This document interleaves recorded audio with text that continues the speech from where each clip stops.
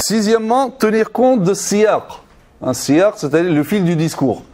C'est-à-dire, ce qui est très dangereux, c'est on a des versets qui parlent tous du même sujet. Et qu'est-ce que je vais faire? Je vais sortir un verset de l'ensemble de l'énoncé.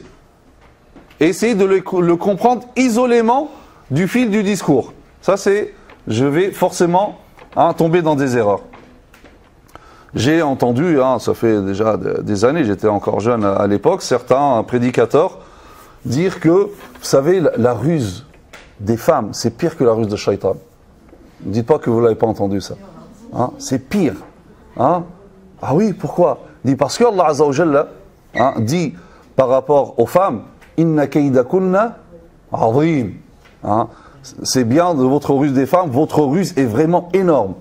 Alors que lorsque Allah Azza wa Jalla parle de Shaitan, il dit Inna kayda shaitani kana da'ifa. La ruse du diable est certes faible. Donc, d'un côté, la ruse des femmes est énorme. De l'autre côté, la ruse de Shaitan est faible. Donc, la ruse des femmes est pire que la ruse de Shaitan. Attention.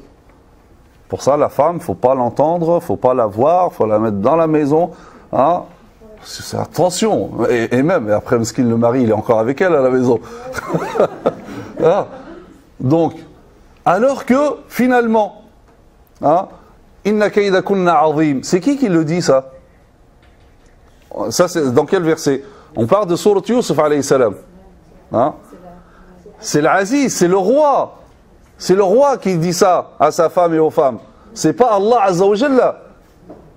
Donc, vous voyez comment on a sorti un verset du fil du discours. Inna kaydakunna azim.